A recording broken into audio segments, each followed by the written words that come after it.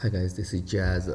Got a couple of minutes before my kids wake up, but gonna talk about a trade that I called out yesterday on JNUG, long above 3070 with a stop below, blah blah blah, and just updating it as it goes up to our targets.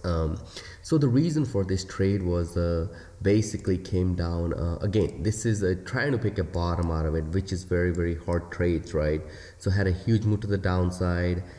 This was one of the candles that is for me deciding factor to take some longs, okay. And also you got to look at the gold. It had a morning star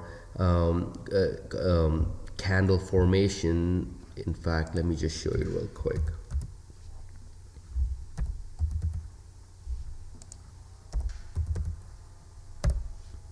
Okay.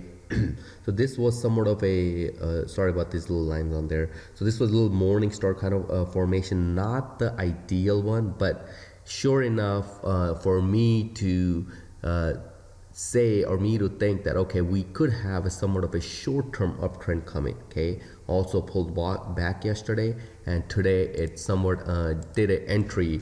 Gold futures, miners, they kind of go hand in hand. Okay, looking at the JNUG in here, so pulled back in here, doji reversal candle, small body doji reversal today. Sure enough, the move gap to the upside, and hopefully it'll keep running and possibly break out of this consolidation area to the upside. Again, that's all speculation, but what you want to trade based on the trade that I called yesterday, which was right above 3070 area, because at that point, look, think about it. Okay, just think about it for a minute. You had a huge move up. It retraced back most of it to a point where it's been going sideways. If you really wanted to go down, it would have gone down below here. It didn't. Okay, you can make your trend lines, whatever you need to do. Instead, it actually showed some kind of strength, and this was, I could have gotten long, or I could have called that long right above this area, only because I like to get extra confirmation and with a little wider stock. That's just my type of trading, and everybody has their own style. But sure enough, price gapped up. Okay, huge gap to the upside, pulled back, kind of shook some people out, and had another trigger entry around this area. Okay, and possibly we could see it to test 3272, 3240. That's why I gave a little bit of a room on the target.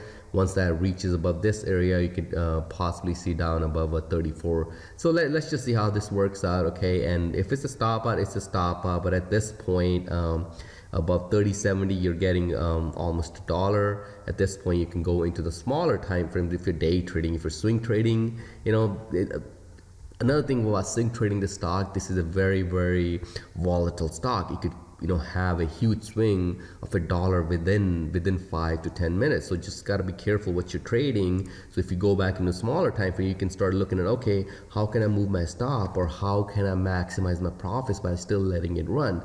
So that's totally your style, how you want to trade it. But that was just the call, simple call that was out there. We were showing somewhat of a strength in a downtrend. Again, if this was the stock in an uptrend, obviously this could have been a huge runner. But it's just, that's why you find some stuff where it shows you that it could be a runner, and it could be sucking all the stops and give it extra fuel to the play to the upside. And that's exactly what's happening in here. I would have liked to see a little bit more impulsive move out of here, but let's just see how this works out. But first target would be around this area. Okay, thank you guys.